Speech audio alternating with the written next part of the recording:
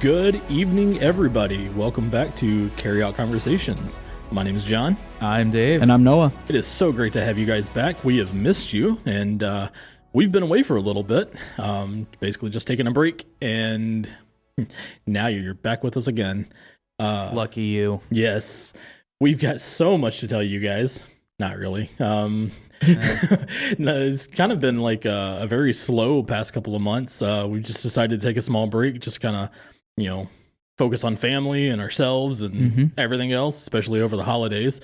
Yeah, that's really about it. Now we're back. Noah, what do you got going on with your life today? What I got going on with my life or the topic? Just like general your life. My life? Okay. Right now I am still living with the folks. I got my license finally. That's great. It's about time now that I'm an adult. You've already wrecked your car twice. I have. It was fun both times. No, but yeah, so other than that, I'm doing this podcast and I got some other side projects going and yeah, having a good time. Very nice. Dave, what about you? Oh, not much really. Buying recording equipment because I don't have a life pretty much, so. Yes, for all of those who are new to the show or have not really paid attention anytime we've talked about it, every single piece of equipment was already owned by Dave or has been bought by Dave at some point. Every single piece of equipment was already owned by me when we started last season, and when we start this season, we have a couple of new things. Yes. Yep. I can't tell you how many times like he's come to work and he's like, I made a mistake. I'm like, Dave, what did you do? I bought a mic. And normally it's, mic after mic after mic. He's an addict. He really is. I need more microphones. No, that's not the moral of the story. Dang it.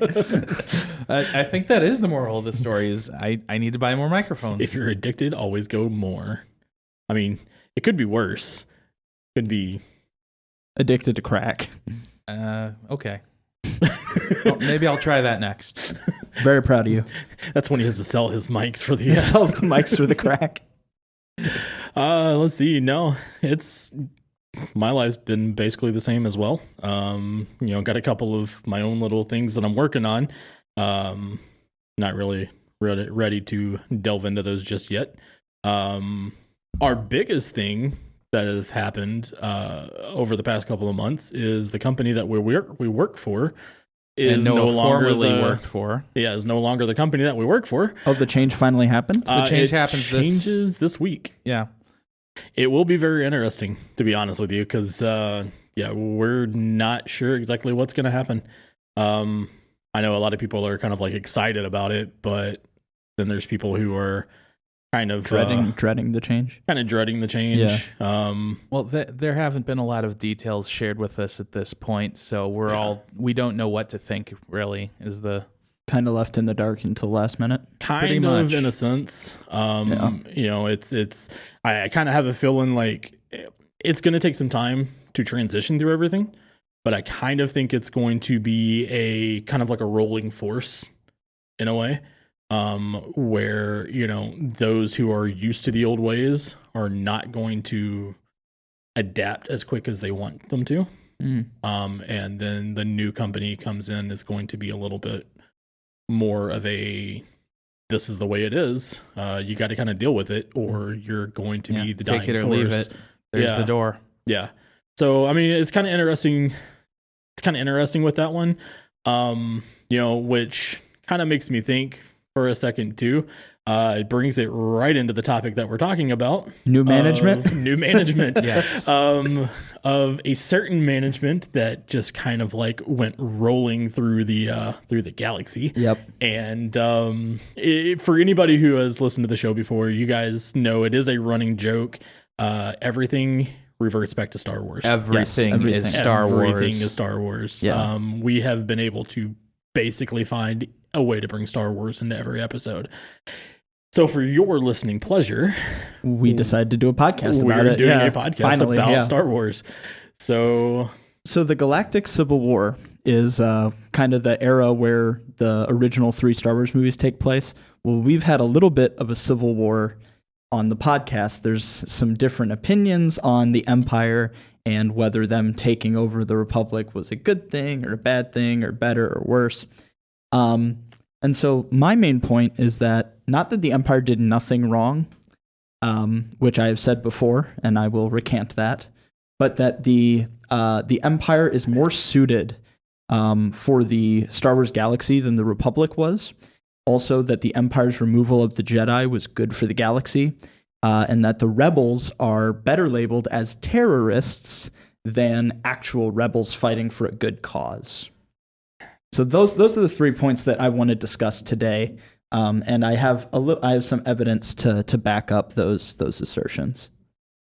Okay, Dave. So there's, I don't know the exact wording, but there's a famous saying that basically alludes to history is written by the victors. Yep. So you labeling the rebellion as terrorists would probably be accurate had the Empire won. Mm-hmm. But since they didn't, we tend to watch the films and consider the rebellion the good guys because they're the ones who won. Right. Well, and that's the problem with the Star Wars movies they presuppose a Western audience, right? So they presuppose this American Western audience that's influenced by Enlightenment philosophy and is anti-imperial because of it. That's just smart marketing, dude. Yeah, no, I know it is. But Right. So we look at this concept of the Galactic Republic and we assume that the Republic is the good guys. Like even in the third movie, Obi-Wan's like, I fight for democracy. It's like, but you're a Jedi. Shouldn't you be fighting for peace, not democracy? Well, if he was a Jedi fighting for peace, he shouldn't be fighting at all. Exactly. But that's the problem is the Jedi shouldn't have been involved in those wars. They weren't meant to be soldiers. They were meant to be peacekeepers who would like accompany diplomats and like be protectors essentially. See, but at the same time, you got to think too, without the Jedi there, the Empire rollout would have been a lot different. Sure. I honestly think that, near the entire, probably about 3/4 of the entire galaxy would not have survived without the Jedi being there to at least help persuade whichever side they were on at the time, because you got to think the Jedi were part of the Empire for a little bit. They were part of the Republic for a little bit. They fought for the Empire up until Order 66. Right, but the Empire was the Republic. Yes. At that point, up until Order 66. Well, because Order 66 happened before it was the Galactic Empire. Mm-hmm. But even if you go back to before, you go through the Star Wars lore, the Jedi lore, even before, A New Hope, even before, the Phantom prequels. Menace. Yeah. The Who should have Jedi, been named Dennis. the Phantom Dennis. Dennis the Phantom That's Menace. a really good way to ruin Darth Maul. So the Jedi have been around for thousands of years. Sure. Even before the Phantom Menace. Mm-hmm. And so have the Sith. Technically the Sith have not been. So the Sith were, but they were not what we know the Sith as. Yeah, they were actually an alien race Yes. that practiced the dark side. Yes. So one of the things I wanted to bring up is so let's start with the first point, if that's okay. There's a lot of logistical. Well, you usually start at 1. Yeah, you start with 1, right? Not Right, 2. right. So there's a lot A of very good place to start. Or 4. You don't want to start at 4 either, because then everybody's confused. I love you guys so much. It's hard to run any government, like even the United States or even a state government. It's How many governments have you run? none, but I'm guessing it's hard. That's what they tell me in school. But so there's 1.3 million inhabited planets. You mean the school that's funded by the government? The government, exactly. But not the Empire, so they're bad. No, so there's 1.3 million inhabited planets in the Star Wars galaxy that are under the Republic's purview. So I'm not accounting for separatist planets or outer rim planets that are not under their governance, but there's about 1.3 million that the Republic had representatives for and that they were governing, essentially. So there were about 2,000 senators in the Republic Senate at any given time at its height, which means on average, Now, and not all the senators would have had the same amount of planets distributed to them, but on average, each senator or group or delegation had 650 planets per delegation to oversee. Okay. So you That have sounds like a lot. Yeah, it is. So, you imagine how difficult it'd be to have an electoral government that governs an entire world.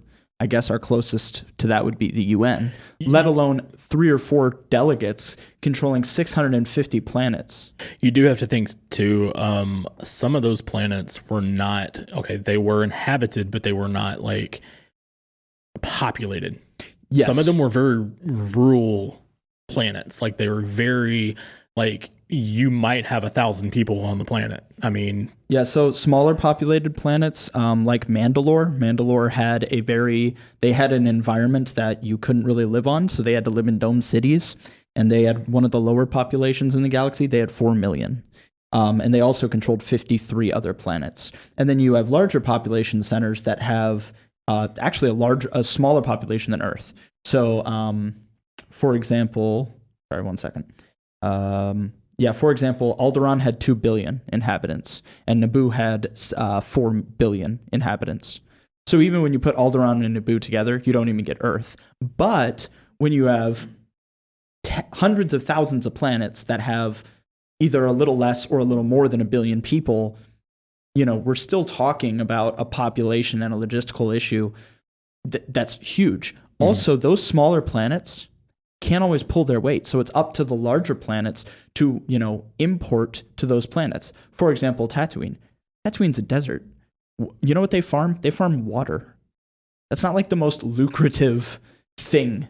Sand and water are not like good for the economy. That's why all Naboo was really used for was slave trade and drugs. it is on a desert planet. Or sorry, not Naboo, Tatooine. That's true. When you live on a desert planet, water would be a very precious resource. No, right, but I mean like for exporting to other planets, you have issues with trade for certain planets. Are they exporting to other desert planets? No, probably not. They probably need their main export was slaves. So they would it was big slave trade and drugs and bounty hunters and stuff like that. Glass, probably. Glass, yeah, probably. Yeah, you're right, actually. All the sand, glass. Yeah, glass. But so what I'm saying is it makes more sense that a imperial system rather than an electoral system would be able to streamline the process of governing those planets.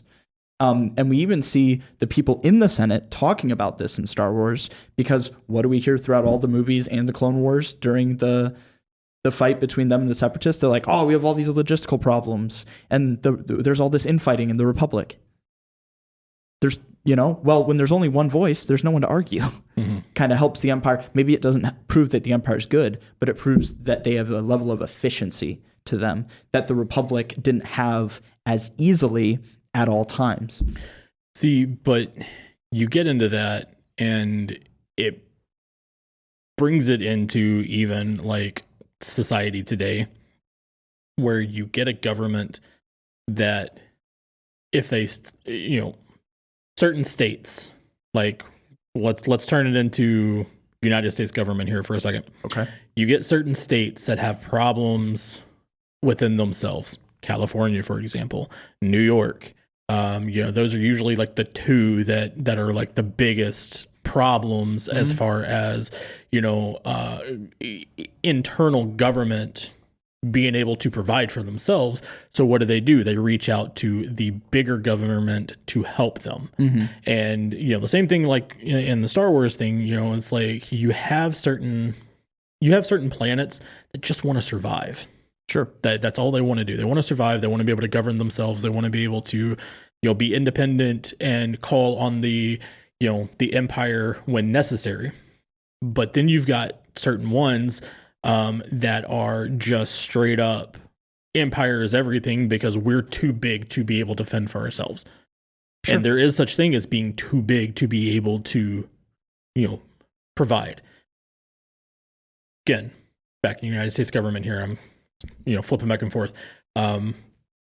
California, especially right now, having so many problems because of, their government, and their governor right now is just a complete jerk off, that he cannot correctly govern that state. Sure. And so more times than he needs to, he is looking into the federal government to step in for him. Mm-hmm.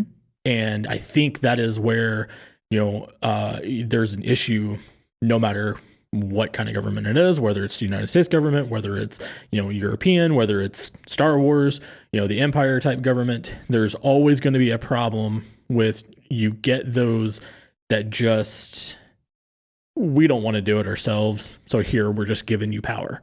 Mm-hmm. And I think that is where a lot of the issues come from in the Empire. Now, I'm not just, Republic. I'm not rebellion. I'll get into my stance here in just a little bit.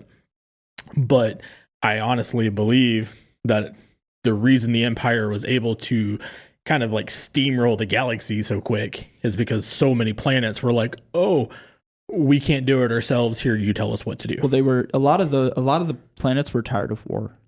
Like they were losing. The Republic was bankrupt because of all the logistical problems that came with the war. Yeah. And so a lot of people, when Palpatine came in, a lot of people just were like, hey, this guy's great, and he got those dang Jedi out of there, and hey, now we're not bankrupt anymore.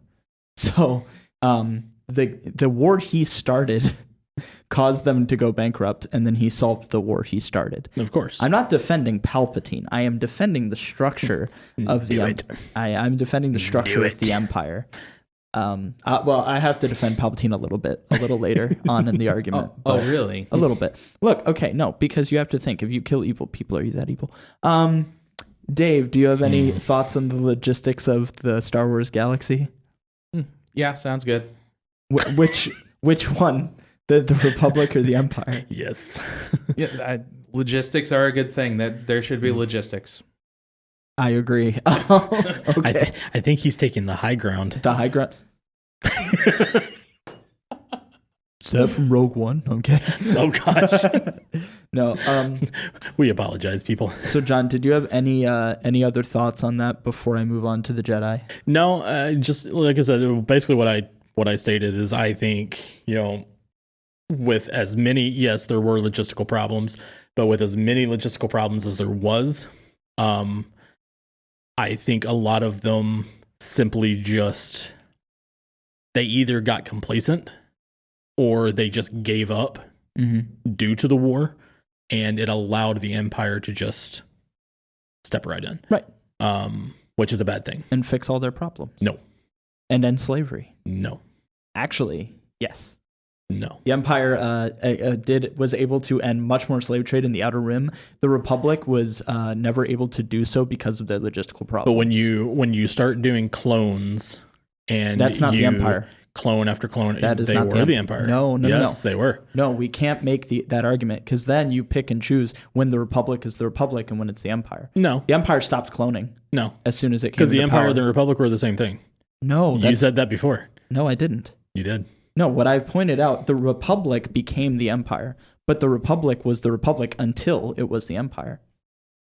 The time it became the Empire was when Senator Palpatine was granted that authority, granted those emergency powers at the end of the third movie. Anytime before that is pre-Empire. You can even say the killing of the Jedi at Order 66 is still within the realm of the Republic. It was an illegal move, but it wasn't the Empire yet because he wasn't given those powers. He didn't establish the Empire yet. It was when the Senate said, hey, we want you to be the Emperor. And he's like, cool. Well, okay. Well, if you technically look at it that way, sorry, David, I didn't mean to cut you off. If you technically look at it that way, okay, Palpatine was the one who gave the order. Sure. Which caused the rollover of the Empire. Yeah. But the whole Republic wasn't the Empire. I beg to differ, but that's just me. Well, no, because we have to have a point in which we say the Empire started, and if it's as soon as Senator Palpatine became senator, then we shouldn't even have the discussion, because then the discussion is null and void. Because then defining the Empire is too broad. So we have to say the Empire had a starting point, and I think the best time to say when it started before it struck back. Yes. No, but I'm saying if we're going to compare the empire to the republic of the war with the Confederates. Mhm. We have to be able to say the empire started when they declared it as such. True, Palpatine did declare that we are going to make this an empire. What I don't remember. I haven't seen episode 3 in a while. Well, so But something like that. Right, he said that the republic will be reformed into the first galactic empire. So they literally stated we're going from republic to empire. On Tatooine, slavery was rampant. Anakin was the slave, so was his mother. Well, Empire steps in. There was still a lot of bounty hunting and drug dealing going on, but the Empire really cracked down on slavery. The one problem with the Empire is they were racist. So they didn't like aliens, but they at least didn't enslave aliens other than the Wookiees, who deserved it. And I'll get into why the Wookiees deserved it. Okay, so Later. a question I've been meaning to pose is, Yes. would the Republic have had such horrible logistical issues had Palpatine not been playing his little game for so long? No, because the guy before him is stated on multiple occasions to be incompetent. Like everyone was so happy, like even pre-war, like people were happy that Palpatine was in where he was, because the guy before him was just like kind of a coward. But you got to think of too, like, and we've seen this a lot of times, and again, universal government or state governments or anything like that. A lot of the behind the scenes where somebody just like quickly rises to power and the other guy is considered incompetent, is due to the people behind him pushing. Right. Because I mean, we could sit here and say all day long that one particular president is completely incompetent, has no idea what he's doing, and we should have this other guy step in because he's better at it than this guy. But that's at least partially due to propaganda against that guy that we're calling incompetent. It was due to propaganda, but the other thing is, it was not like a it wasn't like a close vote. It was a vast majority vote. And also we can look at the specific issue we saw between Palpatine and the guy before him. The issue was the Naboo blockade, which Palpatine was able to solve. The Naboo blockade with the help of the Jedi. So he solved the issue the other guy couldn't. So when the other guy failed, he came in and fixed the issue. But do you see an issue with, and I'm just saying like possibility, that the reason why the predecessor could not solve the blockade was because of the people behind the scenes, whether it be Palpatine, whether it be the Jedi, whether it be, the Wookiees or freaking Jar Jar Binks. Sure. Jar Jar is responsible for the fall of the Republic. I believe it is. I believe he is. I don't think Jar Jar is, but I do think it'd be funny if he were.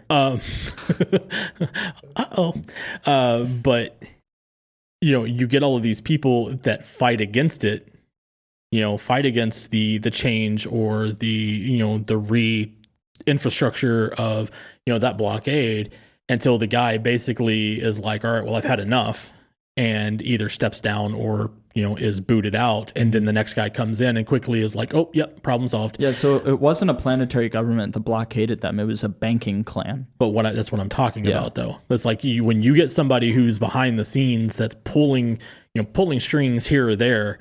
Like, listen, I've watched the Star Wars episodes, the shows, the movies, all of them. I've seen,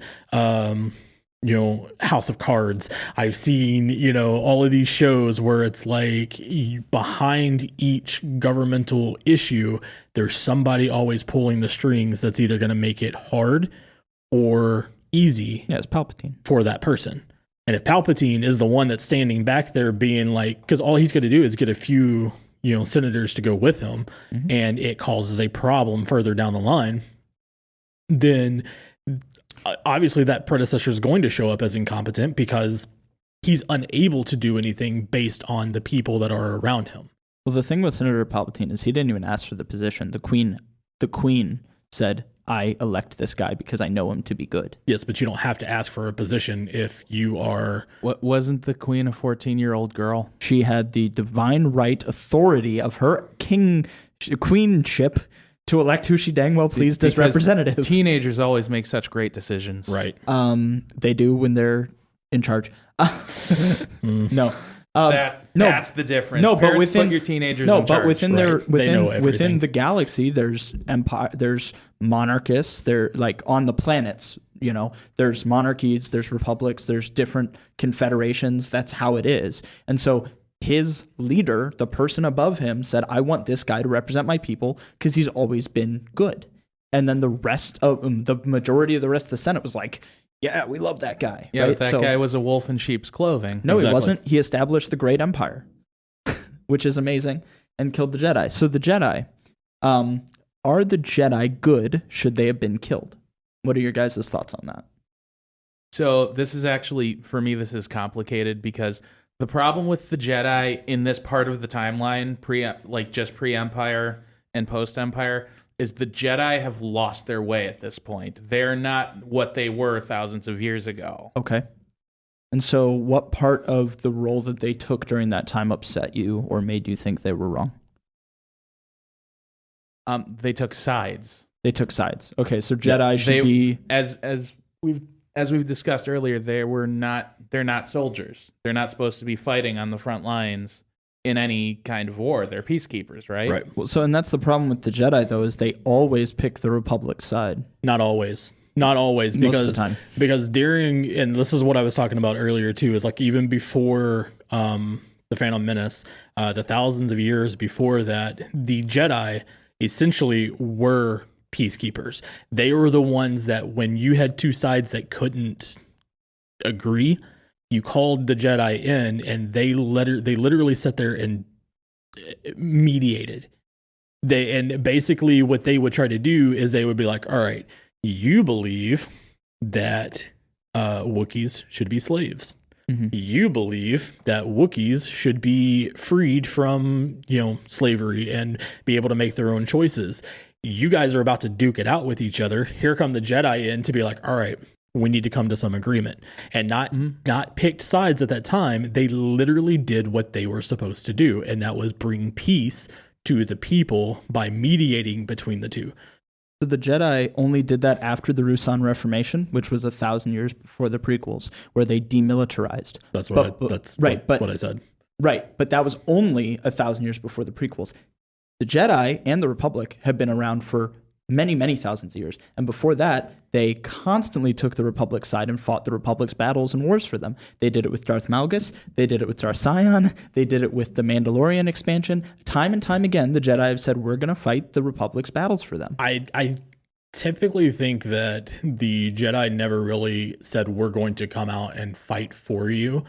I think that if they were asked and they were brought up, credible evidence of why they needed to step in, then they would. No, they signed military agreements with the Republic. The Ruusan Reformation was a signing away of that. And then those things started happening again at the time of the Clone War because war came up. So during the Age of Peace, they said, we're not going to be a military wing of the Republic. And then after 1,000 years of peace, who shows up? Well, Darth Maul and the droids. So now the Jedi remilitarize. But that age of peacekeeping was a very small time in Jedi history.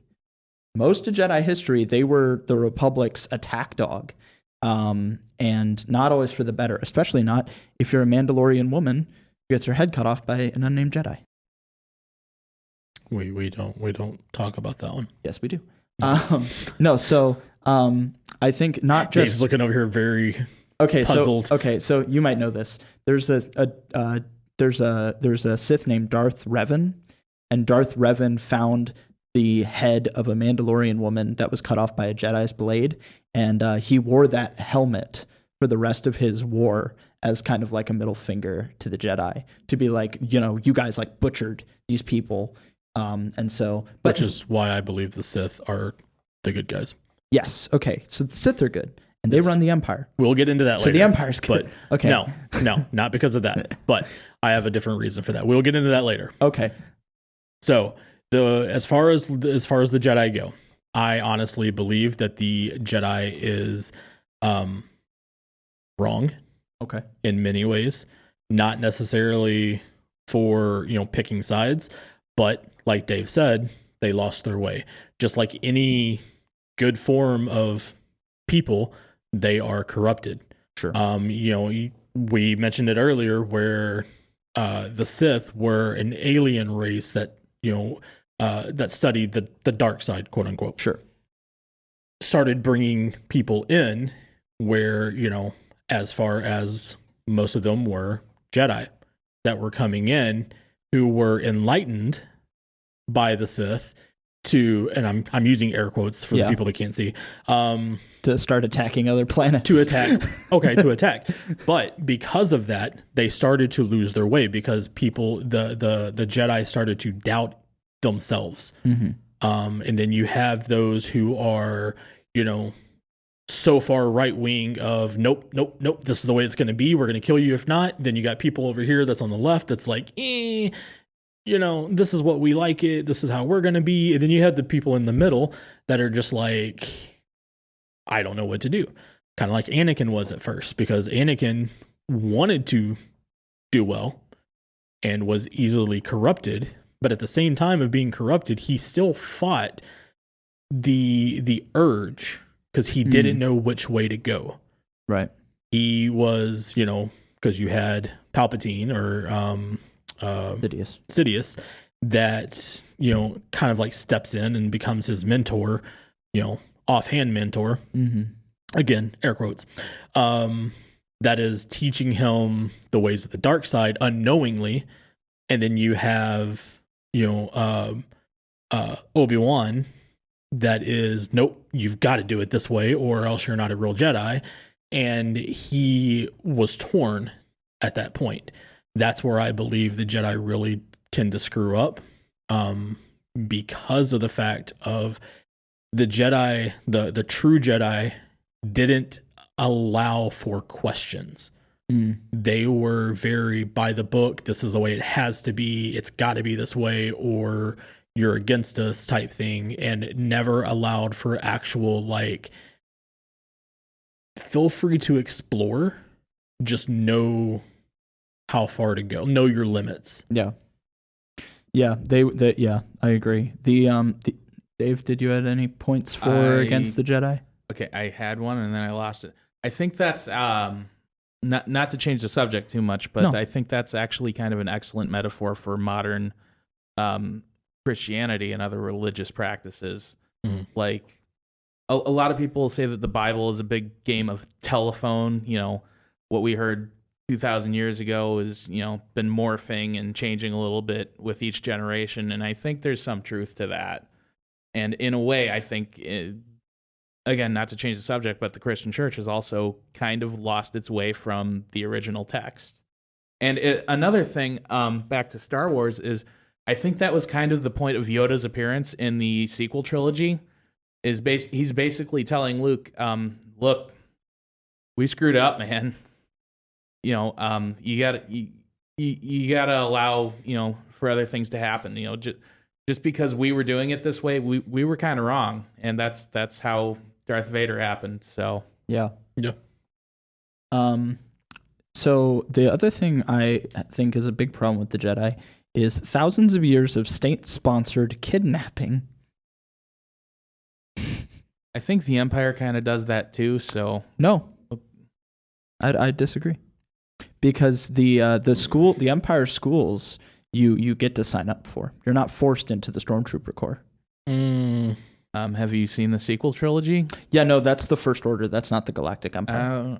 Okay, I'll let that one slide. Because the First Order isn't even a remnant. They're not like one of the remnant empires. They were well, they are, but they're not like a proper remnant of, because they had a different leader and a different, they had different ideology.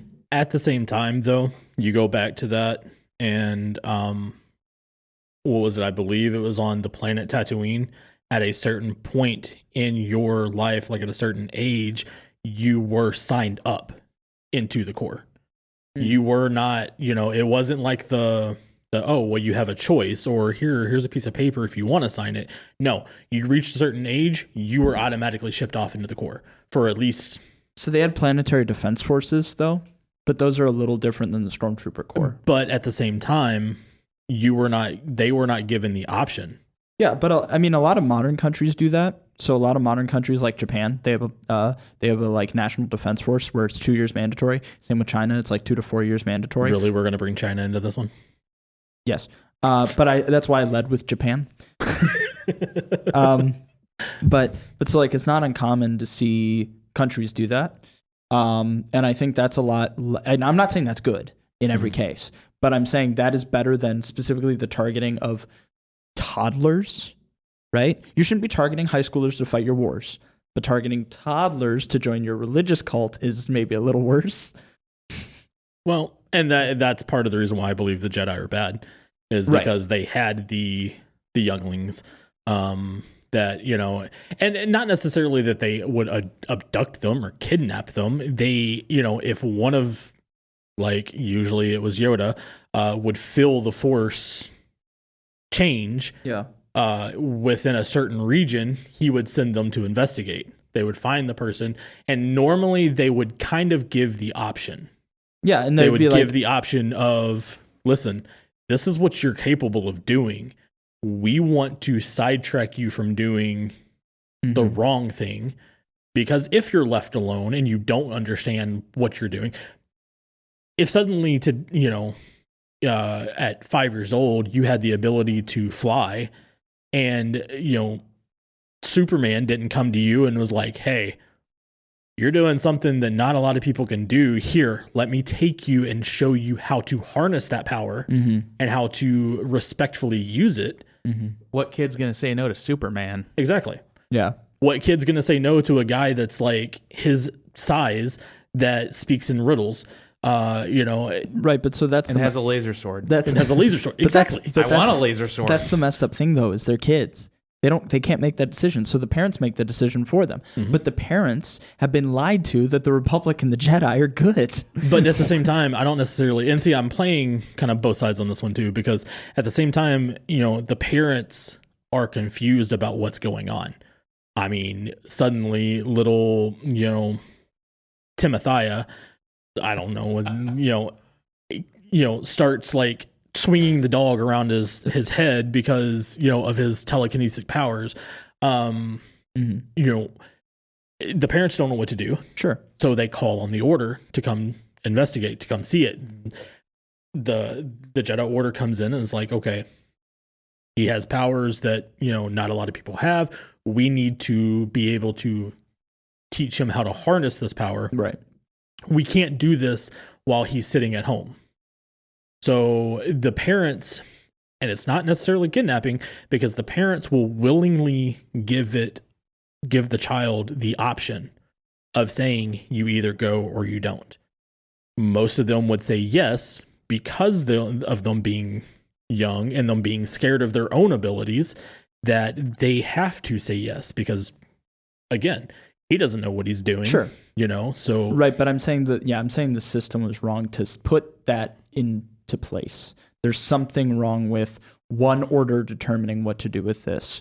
But I understand in a world where you have magic children, you got to figure something out. You know? Right. But honestly, there should be more than one option, though. Like, right. Oh, you have a magic child, ship him to Jedi school. What about Sith school? Well, why can't there be an in the middle like balance? Like, we're going to talk about that one. Yeah. Okay. Well, so the one last point I had against the Jedi, for why they should have been killed and why I'm happy they were, is not only did they no bias here. Not only did they use the clone army, but they were made generals, Jedi Knights, even Padawans. Padawans were made commanders of large amounts of people, and Knights and Masters were made generals. These people are not generals. These people are warrior monks, okay? And even if you're the best darn warrior monk ever, that does not train you on naval combat. That sounds like an amazing film franchise, Warrior Monks. Well, dude, they already had Warrior Nun on Netflix, which is actually a fairly decent show. I don't have if you're Netflix. Into those types of things. If you're into Warrior Nuns. Decent. Yeah, it's actually pretty decent of a show as far as the battles and stuff go. Well, so like the clones were not always, but often mad about the leadership that they got from their Jedi generals. Now there's exceptions like Anakin and Plo Koon and a few of those guys. But think of all the tens of thousands of battles you don't see that are being led by 19-year-olds who have no military training and just became a Jedi Knight. Well, most of the time, the reason why the clones would have been upset about it was because of the fact that you have a 19-year-old that's telling you what to do. It wasn't a sign of, I don't like you as a Jedi. It was literally, who are you as a kid to tell me what to do? Most of these clones are many, many years old. They're soldiers, though. They've been training for war for 10 years. Exactly. And so when you have somebody that comes in that's young, it's just like anywhere you go, like now, I mean, you go to work, and me as like a 37-year-old, if I had a 20-year-old come up to me and be like, I'm your boss, you got to do this, I'd be like, no. That could potentially happen. And that potentially could happen. But it'd be different if he was like 26, 27, because it's closer, right? No. Oh, no? No. But at the same time, again, you look at it they were looking at it at the age of the person. Right. They were not looking at it as far as the experience of a battle foresight. Right. Because you could be young and have a boatload of more experience than somebody that's older than you. Mm-hmm. It depends on what you do with that experience. Right, but the problem is the Jedi had, most of them had almost none, if not any. So they led their men into slaughters on more than one occasion because of that bad leadership. And yes, because of partial bad leadership, I will give you that one. At the same time, I think of too, just like the Republic, or just like the Empire did with the droids. It was, we've got a vast amount of clones. We've got a vast amount of droids. We can always make more.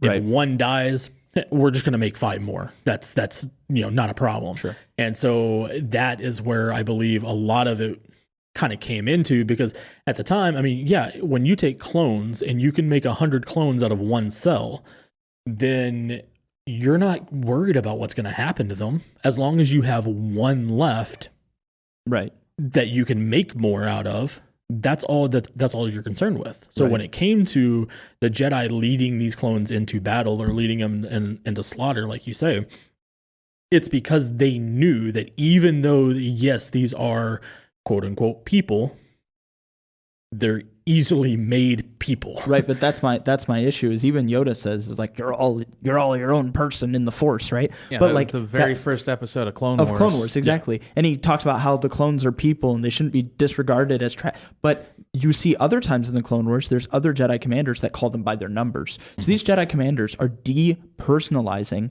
and then misleading these men who are actually 10 years old in a man's body because they age twice as fast. Yes. So child soldiers in fake bodies, they all look the same. Think of the trauma that comes with that, just to be thrown into war from a kid who knows less than you and is twice your age. But you also got to think too, the reason why that they would humanize, I guess. Yeah, I guess. They wouldn't get declonize. They would be detached. Yeah. When you have so many people and you know that so many of these people are going to lose their lives, you see it in modern day military. A lot of the generals or the colonels, the commanders, they don't particularly know you by name. They know you as PFC, they know you as something else, they may know your last name, but they're not like familiar with you because they know at some point you're going to die during this war. Yeah. So it's easier to become detached if you don't call them by name. Mm-hmm. Same thing as if you were to raise a little pig by, from a piglet on up to, it becomes ham dinner. You don't want to call it by name because at the end of it, you get attached to it, and it's harder to make that choice. And so I believe, and I know I just threw like our military in with ham dinner, please. You just threw the clones. I do not. You just threw the clones in with ham dinner. I do not mean that as a disrespect at all. I mean it as there is that dehumanization. Sure. Calling them by numbers. It's necessary because it's necessary. If you get attached to too many people and then they all die, then you're Yeah, going to suffer from some severe psychological problems. Right. I'm more concerned about the life of an entire legion of clones and them being led properly. I think that's more of a moral issue than the PTSD of one Jedi.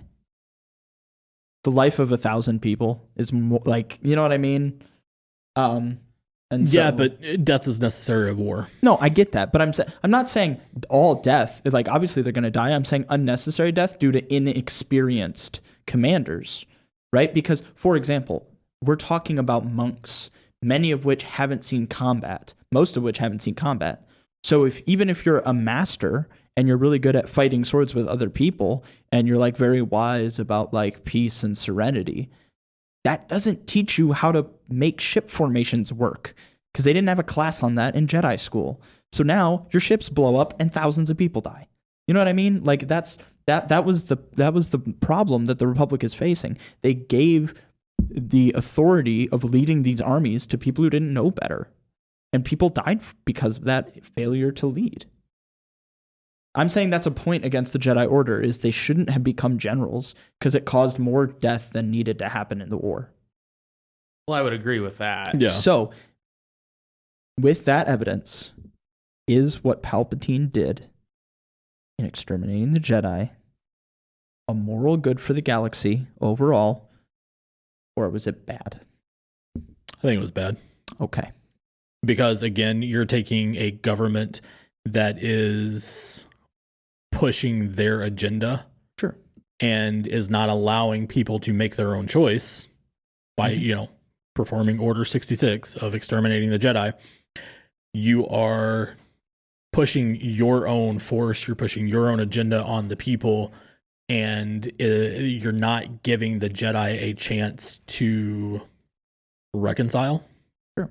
You're basically deeming all Jedi as bad. Yeah. And dang it, I lost my train of thought. But to that point, speaking of the Order 66 thing, you were just talking about the clones being individual and losing their lives. Well, they lost their individuality as soon as Order 66 was kicked in because of the inhibitor chips. That is very true. Right, they all did have those chips in there. Right, but the inhibitor chips only were for that one act. They weren't for everything. And they weren't able to always practice their individuality because of the war. And I'm not saying the Empire, in regards to not the Empire, but Palpatine was responsible for that. But let's not forget, it was a Jedi, Sifo Dyas, who had them cloned in the first place. But if you really think about it too, as Dave did mention, they did lose their individuality once that chip was inhibited. And had to swear loyalty to the Empire from that point on. So. Right. Sure, but they were already warrior slaves for the Republic. Both the Empire and the Republic had warrior slave armies. I think the Empire just had one for less time. I think where you're missing kind of the point that Dave and I are kind of trying to make on it, though, is they had their individuality, so-called, from, as the Jedi would try to tell them that they did. Once that chip was activated, it stayed activated. They never actually shut the chip off again. Right. It stayed activated for the agenda of the Empire. Right. The point I made about individuality was about the value of life, not about the value of freedom, because I don't consider freedom a virtue. I consider it possible to enable virtue. I don't consider freedom a good in and of itself. But the Empire doesn't value the clones any more than the Jedi did. No, it didn't, but it didn't throw them into dying in as many scenarios. They had better leadership after the Jedi were killed than before. It did throw a lot of them on the Death Star, and we saw what happened that one. That was not their fault. And the second Death Star. That was also not their fault. You know what? That's a perfect segue into my Death Star math. Death Star math. Yeah, so... Okay. That's the new curriculum, folks. So the third... all right, Forget Common Core. So we're still split on whether the Jedi dying was good. I say it's good. I hate the Jedi. And you guys said it was overall bad. Well, I will again, we will get into it because I do want to make my point on it, but I will say why I think killing of all the Jedi were bad a little bit more. once I get into. Yeah, this last point shouldn't take long, and then we can cover that last bit if that's cool. Yeah. All right. So, were the rebels in the original films terrorists? Now, obviously, from the perspective of the audience, oh well, they're the good guys. They're here to defeat the evil empire. But that presupposes that the empire's bad, and just because a group is totalitarian doesn't mean they're automatically more morally evil than a libertarian or a smaller form of governance like the Republic. But also, just because somebody goes against that totalitarianism does not make them terrorists. Sure, right. So when we talk about terrorists, like for example, I think a good analogy for this is the difference between the French and the American Revolution. The French Revolution was 15 times more bloody. Like, it was ridiculous. And the reason was because, well, the people ended up rioting. Like, it wasn't, hey, we have this sub-government that's going to take place of the old government as soon as it's gone. And the Republic did have some of that with, like, the senators from the Old Republic and from the Galactic Empire Senate joining up with them. So it's closer to the American Revolution than the French Revolution. However, the scale of the brutality of civilians that the rebels did that was unnecessary is insane. I don't know that it's necessarily... Well, I don't know that it was particularly unnecessary, though. Okay. Because, again, you got to look at it as... You're looking at it as a galactical whole. Sure. Okay, yeah, there was a lot of, there was a lot of wars, there's a lot of death, there's a lot of killings, there's a lot of, things blowing up. The rebels were literally just trying to survive. They were holding on to that last bit of hope that, they would be free from the Galactic Empire. Yeah, but what was the Galactic Empire doing to them that was so bad? They were constructing a super weapon capable of destroying an entire planet. For simply not obeying what the Empire wanted them to do. No. Alderaan was funding terrorist attacks. They were giving weapons to people who were killing scientists, actually. To stop them from killing other people. I'm not talking about Alderaan, though. I'm just talking about the Death Star itself. Who needs to construct such a thing? Oh, so the Tarkin Doctrine. One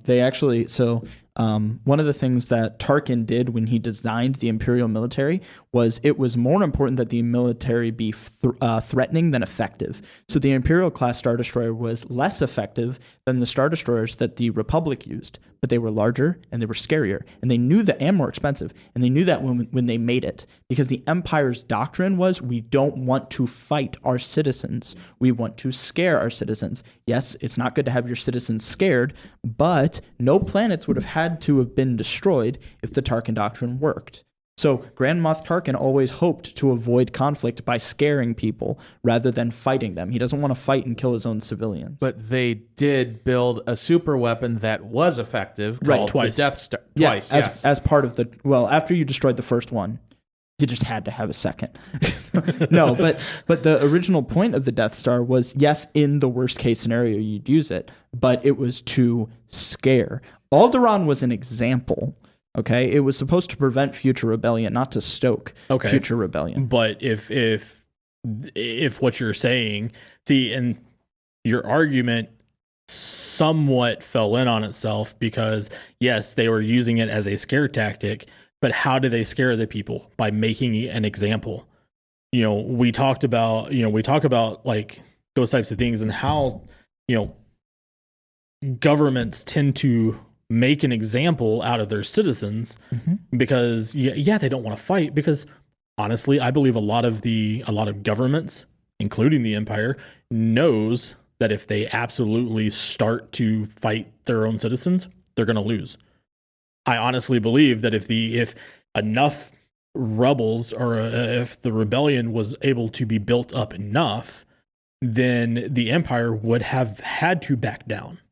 Same thing as like the American government. And I know I'm throwing it back and forth here, but it's funny because you look at Star Wars and you look at the way that some of these things occur, And you kind of see it in modern day society right now of, you've got people that go against the government, the attack on the Capitol on January 6th. All these people were labeled as terrorists when they literally just wanted their freedom. They wanted to be able to voice their opinion, just like the far, left, just like the other people have, had all summer long by burning down cities, and giving their own voices and being heard.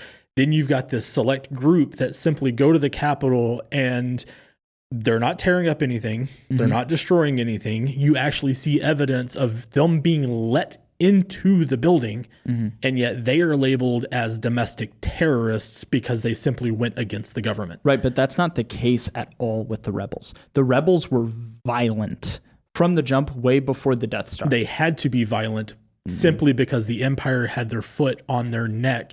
Yeah, freedom is the desire for freedom, in my opinion, is not an excuse for violence. And you guys are going to strong disagree with me on this, but like I already said, I don't think freedom. Isn't that the whole reason we had the whole revolution thing? Yeah, I disagree. The first place? Yeah, I disagree entirely with the American Revolution. I think it was a huge mistake. Oh, I mean, in modern days, I would actually be inclined to agree. We can't govern ourselves, but that's not the reason we fought in the first place. No, I don't think that the atrocities the British did were good. I think that the Boston Massacre was bad. I think that the taxation was rampant. Not nearly as bad as it is today. Very true. It's probably it was probably 10 times better back then. They would have never thought of doing income tax. But I mean, I don't.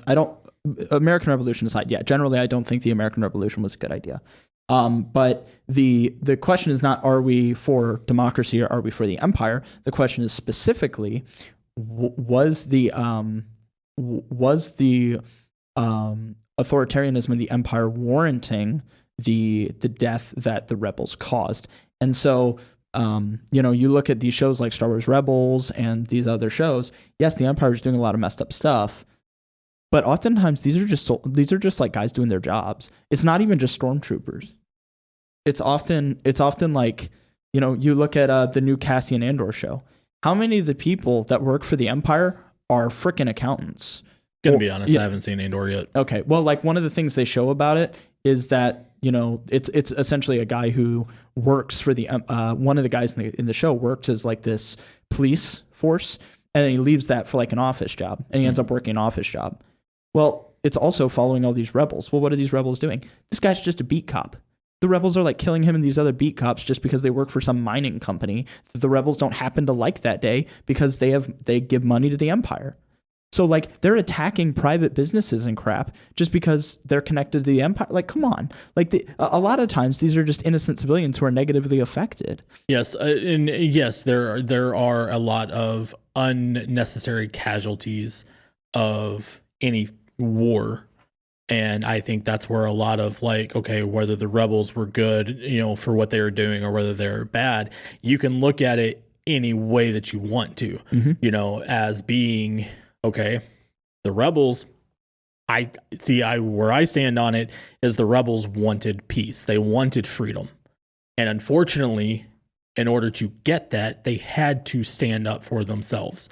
And a lot of times the Empire would see that as a threat and they would retaliate. It's the whole, oh, we need to make an example out of these people.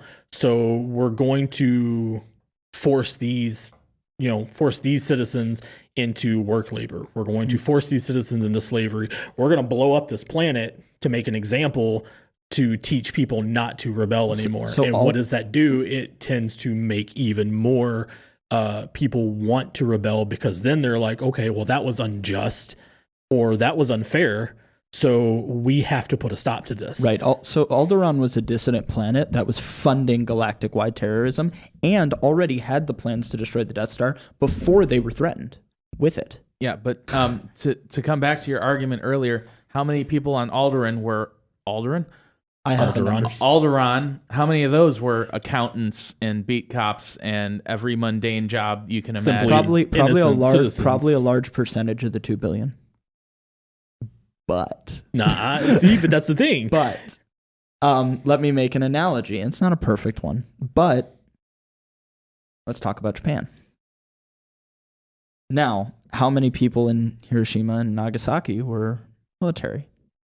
How many were civilians? But why did they die? Well, because they were in the way of what? They were in the way of of America. I almost said the Empire of America protecting American lives. For the Empire, rebellious planets are rebels. But where the difference would be, okay, so you have Alderaan that is, let's say 20% terrorists, 80% innocent people just trying to live their lives day to day.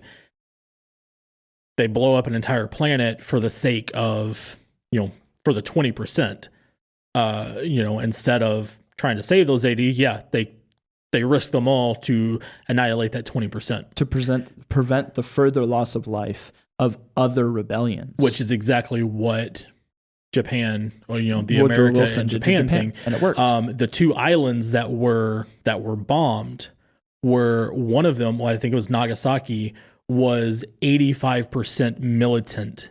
Sure. They were, that's like one of their biggest military bases that Japan had at that point. Sure. Was on Nagasaki. So it makes sense. Right, but most of the rebel funding was coming from the royal family of Alderaan. Okay, so you have one family that is one of the costing richest, an entire planet. Yes. Because no, it's not. Why not just because it's assassinate not about the royal family? Well, they were trying to do that, but the royal family made it too difficult. Now all their citizens have to die. If they would have just died, it wouldn't have been a problem. Actually, if the clones would have shot Leia's adopted father in the third movie, Alderaan wouldn't have gotten blown up. So I'm just saying he shouldn't have dodged. No, but the point is not that, it's just Alderaan. It's what Alderaan's funding. Alderaan was funding rebellions on other planets that caused death of other Imperial citizens galaxy-wide. If it wasn't for Alderaan, the whole rebellion wouldn't have started. So destroying Alderaan makes a lot of sense if you're looking at it from the Empire's perspective, and you're saying, hey, these people want you dead, they want all of their infrastructure destroyed, and they're funding rebellions all across the galaxy. But I'm going to bring it into this light for a second. We made mention of, people being labeled as rebels simply because they go against the government.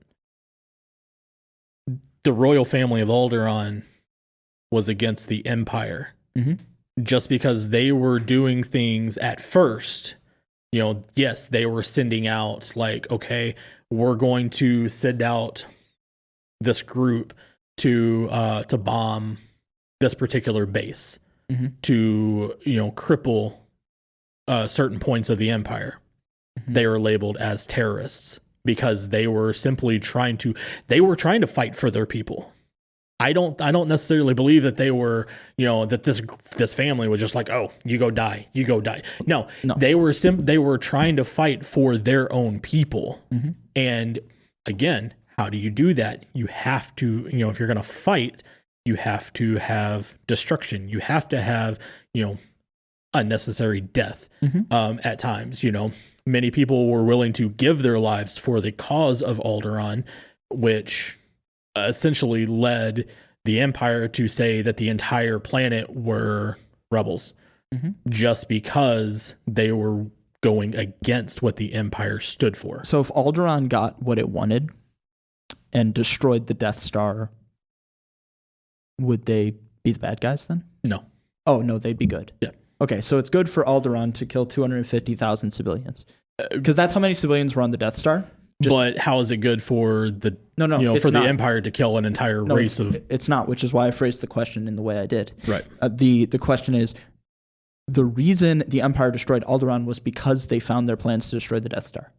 If Alderaan destroyed the Death Star before the Death Star had destroyed Alderaan, well, then what had happened? What would have happened? Well, the Alderaan government just killed 250,000 people because they didn't like a construction plan that the government was doing. Not necessarily a construction plan. I think they didn't like what the government was trying to force on the people. The Death Star wouldn't have been used if they didn't have plans to destroy it. The Death Star shouldn't have been planned anyway. Well, no. But like I've already said, it was the Tarkin doctrine was of fear so that there wouldn't be violence. The Empire was trying to prevent violence. If Alderaan did not act first, nothing would have happened. The thing is, like, I would consider the Death Star kind of akin to if the U.S. government started building World War II style gas chambers to use on its own citizens. Right, and then Alderaan turns the switch on before the U.S. government does, and what, now it's not wrong? The death of civilians is still the death of civilians. The only difference is the rebels pulled the trigger second. The Empire just was better at it. That's the only problem.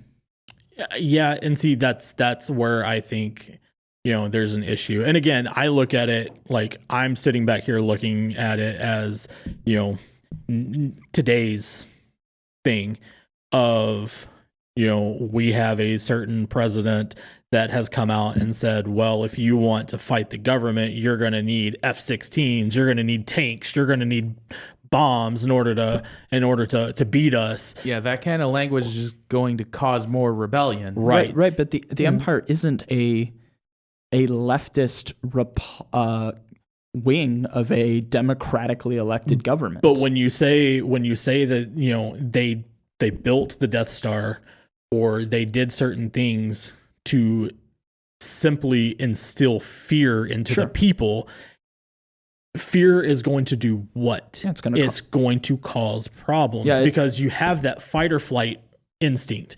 Yeah. Most people, like whether it's on Earth, whether it's on Tatooine, whether it's on Alderaan, their instinct is not to flee. Mm-hmm. It's the human nature to fight in the face of fear. Sure. And so that's where I believe the Empire really screwed up, is by trying to use the fear tactic into, scaring the people into submission. And the people were like, oh, no, we can't. Well, right. But the reason they did that is because they would prefer that to violence. They even took a loss on the capability of their starships because they cared more about making them look threatening than them being militarily effective. The reason they did that is because, again, fighting the people was never the goal. Violence against the people was never the goal. The goal of the Empire was to have peace, justice, and security for the new empire. And so the one last thing I'd like to bring up. I'm going to disagree with you on that one. The one last thing I'd like to bring up. He's going to change the subject before we can even say what we're going to disagree on it. No, you can disagree. Go for it.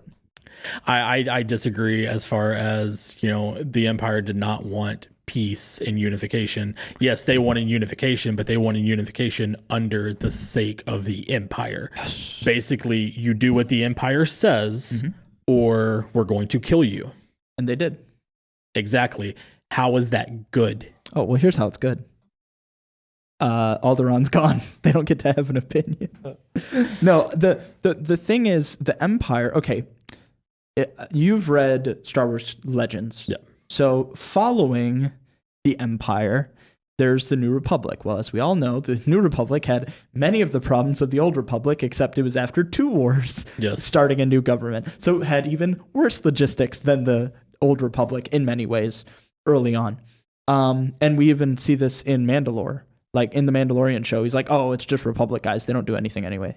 So like the New Republic in many ways is more incompetent than the Old Republic logistically, and in terms of governance and military capability as well. So the Navy that the Empire had, it was at its height, was far superior than the New Republic's Navy and the New Republic's military.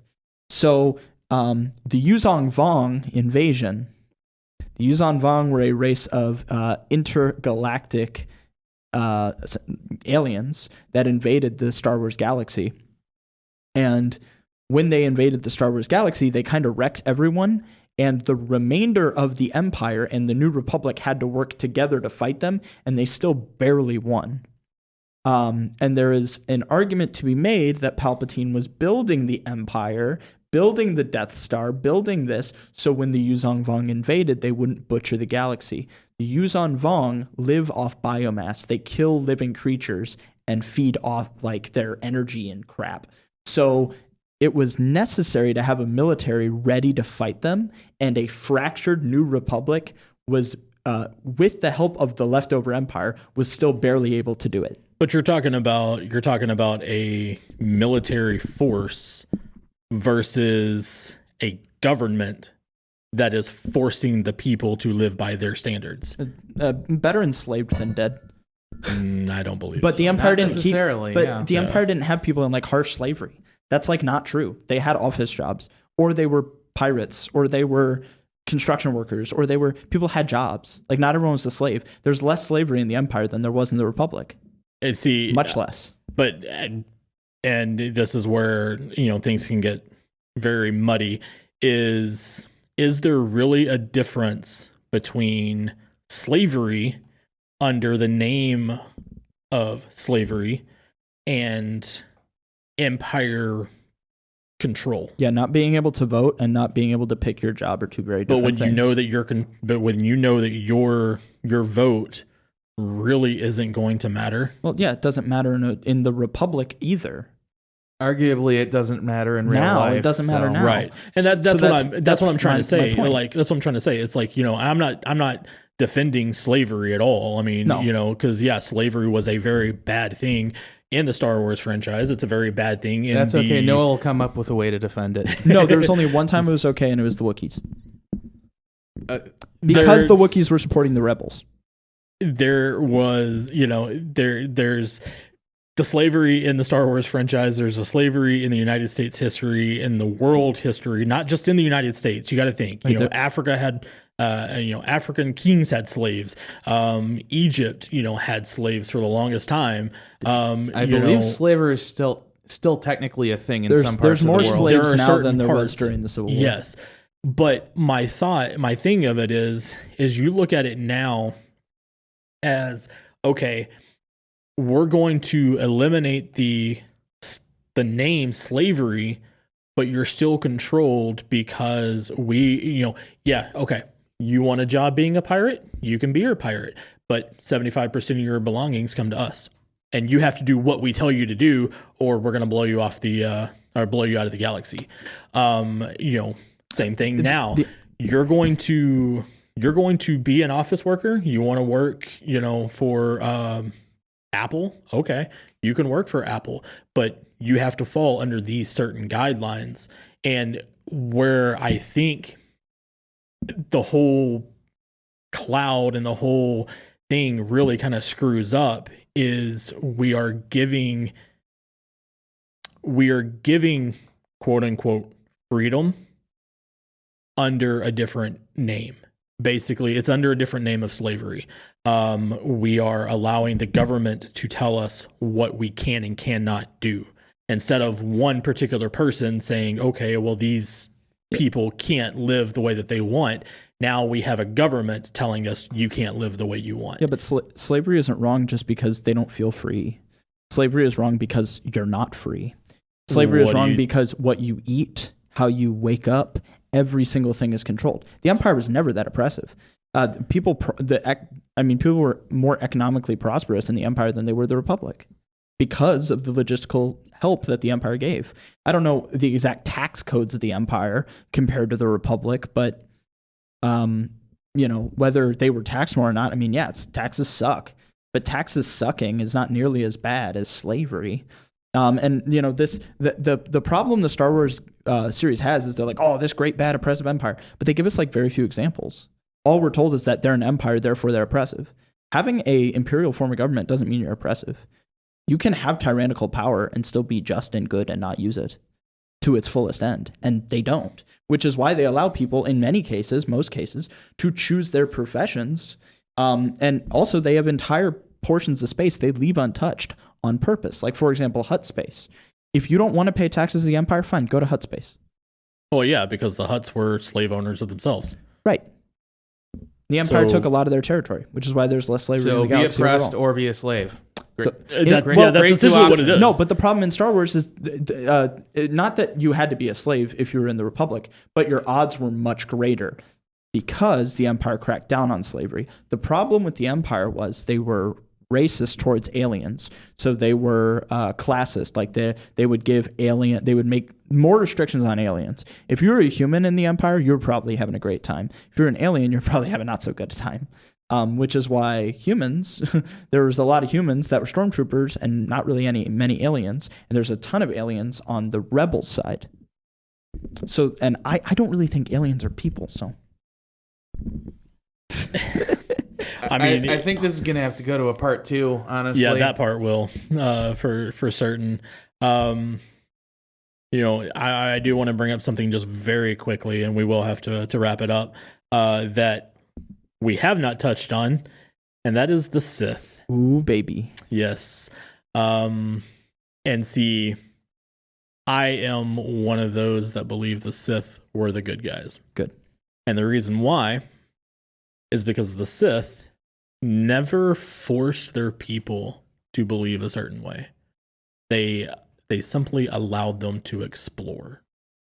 Now, if you went against the Sith Order, then yes, you were considered an enemy. But how bad do you have to go against the Sith Order? Right. I mean, because you're not trying to kill them, they probably don't care. Exactly. Sure. The Sith basically just wanted to expand by allowing the people to expand their minds. Whether it was, that's why, you were talking earlier about the Jedi bringing up, the kidnappings and the younglings and things like that. The Sith never forced the children into believing anything. They waited until the children or the Padawans became adults, and then simply was like, okay, you know what? This is how you've been raised. Well, check this out over here really quick. Yeah, Palpatine was already a young governor by the time his master asked him to join him. Yeah. So, yeah, he's already an adult.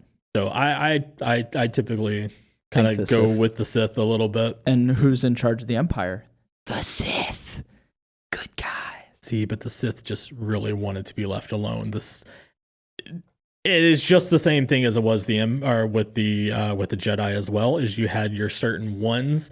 The true Sith were the ones that were all about leave me alone and we're fine. So do you think the problem is Palpatine was one of the Sith that was all about power and corruption? Exactly. Well, the Sith had to eventually start following the rule of 2, which Darth Bane established, to where their only goal was to destroy the Jedi, rather than to expand the Sith. Well, because there could only be 2 Sith. Because at the time, the Jedi was, they were you're not a Jedi. Yeah, they were at the height of their power, so they had to be crafty about it. I get that. Mm-hmm. But the problem is after the rule of 2, the Sith that Jonathan is talking about, the Sith he likes, they weren't really around anymore because they were so worried about killing the Jedi. They weren't worried about expanding their own values or exploring anything. Yeah.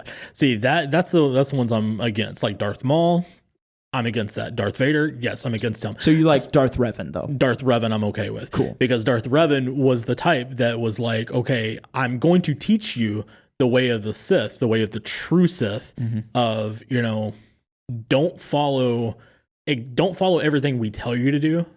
Think for yourself. Sure. Which I believe really needs to happen, even in modern society, is that we don't need to go with whatever the government just tells us to do just because it's the government. That's why any argument, with the Empire, I'm against. Simply because the Empire was gradually, you're going to do what we tell you to do. Right, but I would argue the Galactic Republic was exactly the same way. I just think the only real difference was the Empire said it. The only difference is they didn't lie about it. Well, and I don't think the Republic necessarily was of the order of do it exactly what we tell you to do. It's keep it in line. Right. Know your limits. The Republic was ruled by banking clans, though, so it was all like private interest crap towards the end. So it's like for example, the banking clans during the war funded both sides apart from Palpatine's influence. Like the Separatists had money in every pocket because if a war's happening, there's money to be made, Exactly. So it's just, And I'm not saying the Empire is good. I don't think there's any. I think it's really hard to have a galactic-wide empire governing 1 million planets and not have any serious issues, morally or socially or economically. I think as long as there's people, there's always going to be issues, no matter what. No doubt about that. I actually think if you want to look at bad empires, you would have to make the Star Wars Empire look like Care Bears. You would look at the Warhammer Empire.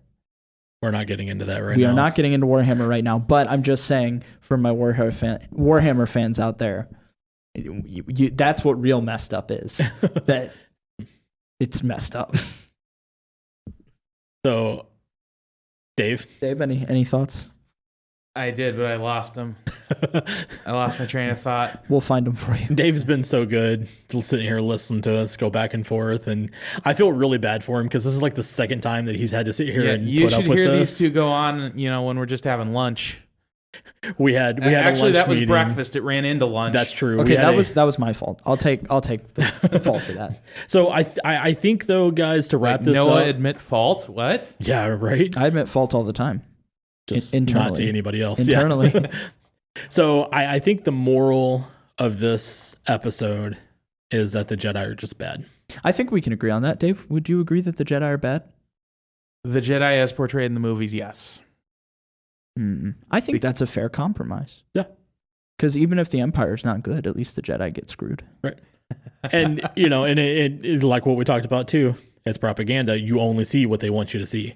Yep. You never see what the true Jedi were. You never see what the true Sith are. You always just see what they want you to see, what the Empire wants you to see. You're darn right. So, because the Empire did nothing wrong. I'm kidding. No, they did a lot of things wrong. I just think there are a few things they do slightly better than the Republic. I'll give it to you. I mean, they're better at war. They're better at war. They are better at war. Yes. I think any government can say that they're better at certain things than the past governments. Sure. Certain presidents will say they're a lot better at certain things than their predecessors. I remembered where my train of thought was going. Yes. Okay, good. Let's do it, Dave. Really quickly. Okay. One of you mentioned that, Noah mentioned that, like, the Empire and the Republic are doing the same thing, just one's being honest about it and one's not. And I would consider that an absolutely accurate parallel to modern politics. Yes. Because I see this meme pop up on Facebook now and then where someone's like, I don't understand what's going on in America, because it's like one party's saying diarrhea forever and the other party's like free puppies or something like that. And it occurred to me, well, both parties are diarrhea forever, just one's being honest about it. One's coming out and actually saying... saying we want diarrhea words. forever. Yep. The free puppy party is just lying to your faces. In my view, that makes them worse. Can we start that? Can that be the free puppy party? Yeah. We don't know, because that has socialist ideals built into it. Why? Because nothing's free. You have to work for your money. Well, we take it from the others. Yeah, but Jonathan, you're not a socialist. You can't be a libertarian socialist. I'm not saying I'm a libertarian socialist. Not to mention that putting a puppy in the hands of everyone is a bad idea. Not everyone deserves a puppy. A lot of people aren't qualified to take care of a pet. That's very true. Some people shouldn't have children either. We're not going to go into that part, though. And if you like Star Wars, you shouldn't have children. If you like the Empire, you shouldn't have children. Whoa. Empire didn't kidnap kids. So, yeah, we want to know what you guys think. Yes. Hopefully this will kind of quell our Star Wars expansion a little bit, because, again, everything leads to Star Wars. But now that we've given you an entire, almost an hour and a half of, Star Wars talk. Hour and 24 minutes, give or take. Yeah. So hopefully this will kind of subside our... You're acting like our audience is like Star Wars addicts, like just scratching their arm, like no, Star Wars. But I think we are. Yeah, right. that's the problem. But let us know what you think. I mean, that audience has to exist, and maybe this will reach them. So, well, I think I did tell you guys. It is commonly known that in a certain country, I will not name them, but in a certain country, the actual Order of the Jedi is a religious sect. And it is one of the most like the fastest growing religious sect in that country. That's so cool. Can we go there? No, because it is not the good Jedi. Not the good Jedi. Oh, because I want to orders. No. I don't know how that'll sound on the audio, but we'll find out in a minute. I think it'd be, if it sounds like it's in the background, it'd be funnier. But anyway, guys, let us know what you think. Did the Empire do something wrong? Did they not? Are the Jedi good? How many Sith guys are out there? All of that. Let us know on all of our media platforms: Facebook, Instagram, Twitter. Do we still have Twitter? We have Twitter. I should really check that. We have Twitter. We might have Twitter. Check out our TikTok page. We did have Twitter, so I'm sure it exists. I literally never check it.